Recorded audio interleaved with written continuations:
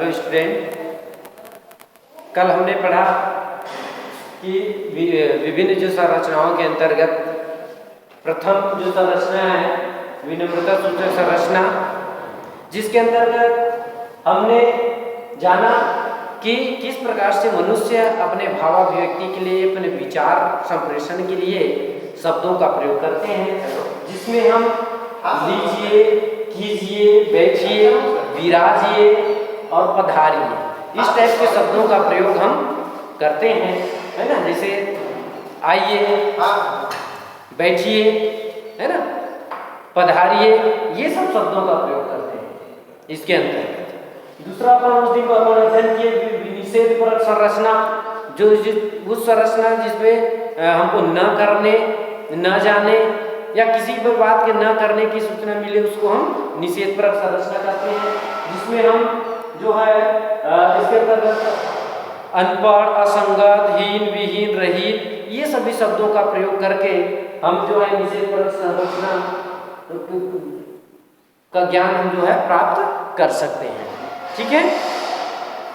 और क्या होता है इसके बाद तीसरा आता है विधि सूचक संरचना, है ना।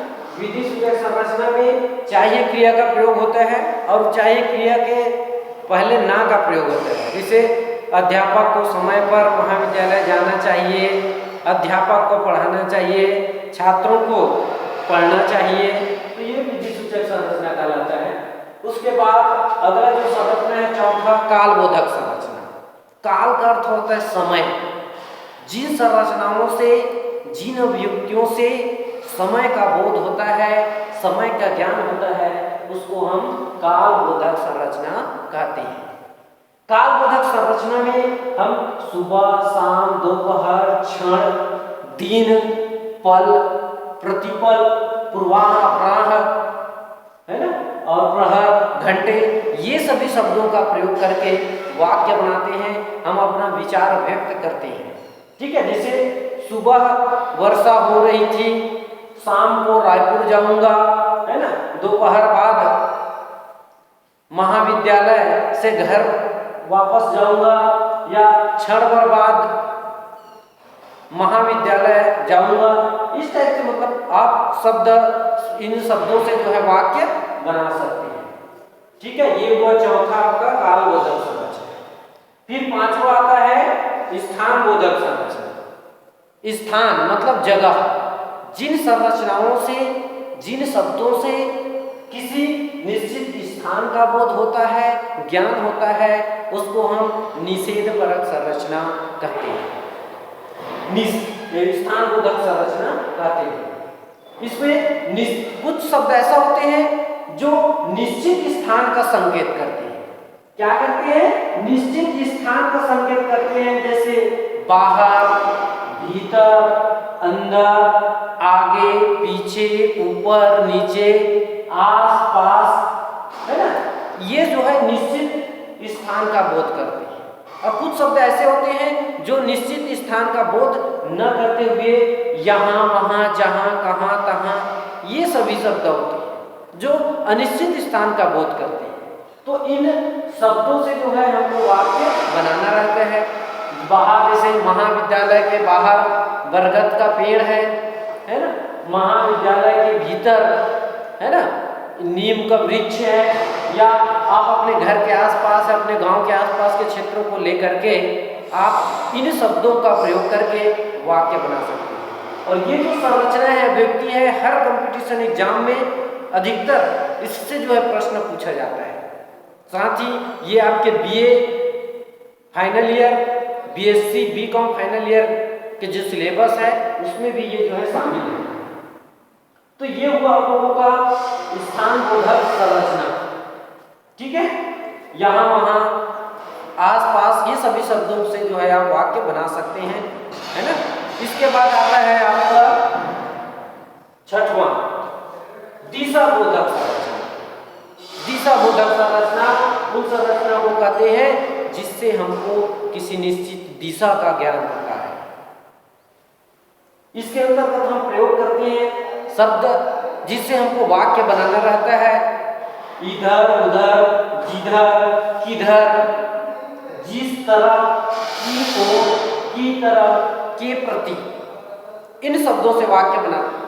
और अधिकतर कंपटीशन एग्जाम में इससे प्रश्न पूछा जाता है ना। प्रश्न वाक्य दिया रहेगा, है ना, तो उस वाक्य को आपको पहचानना होता है।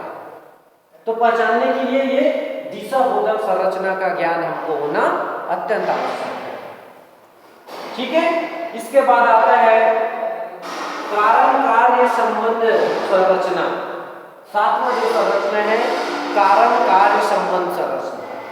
कारण कार्य संबंध संरचना क्या है कि इसमें अब आप सभी जानते हैं कि जितने भी कार्य किया जाता है उसके पीछे कोई ना कोई कारण होता है, बिना कारण के कोई कार्य नहीं किया जाता।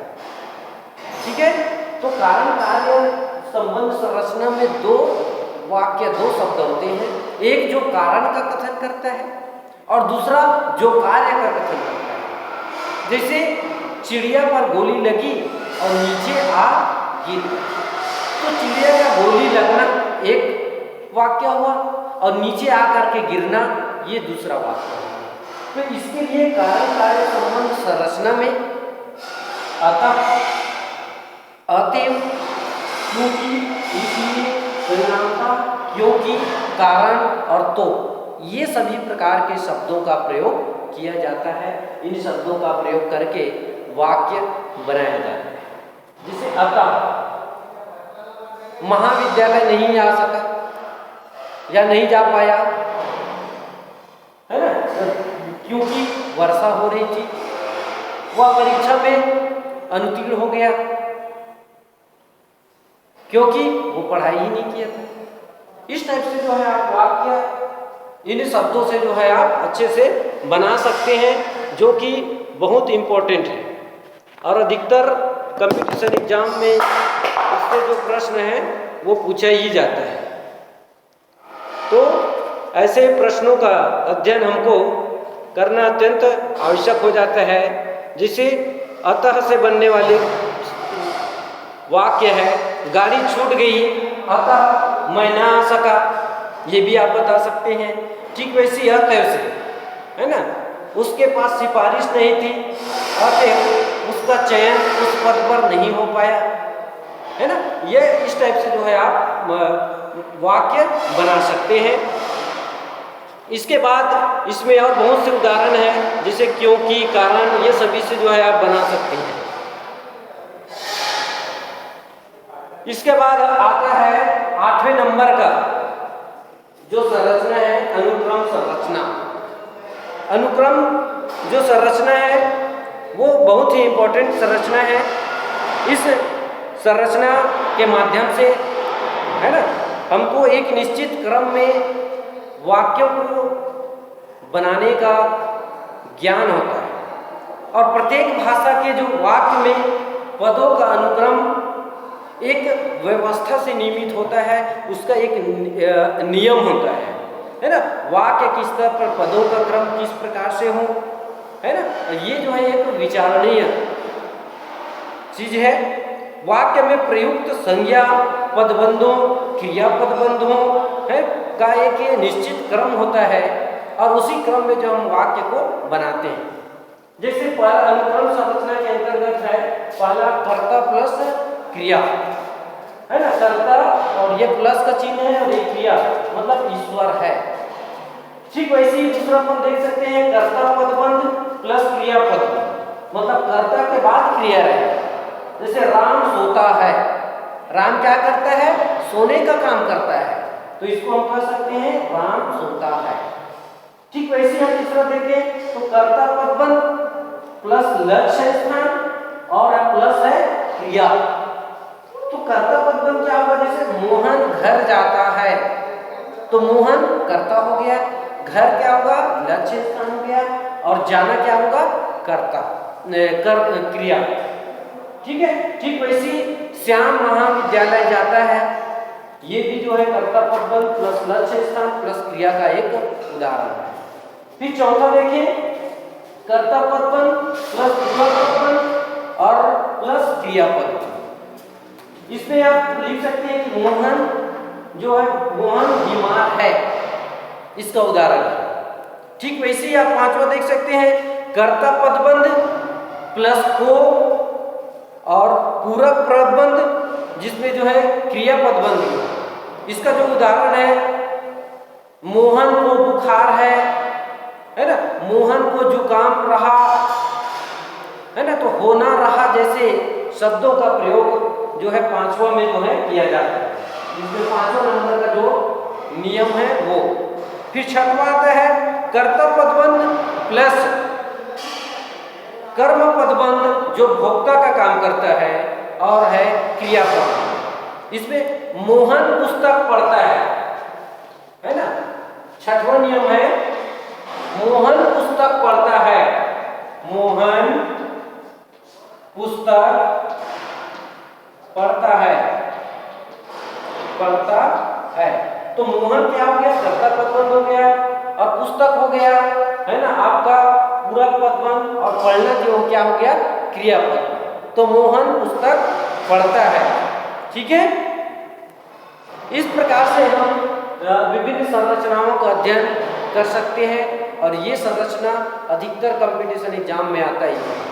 तो इस दृष्टि से बहुत महत्वपूर्ण है और शायद आप सभी को इसका भरपूर लाभ उठाने को मिलेगा।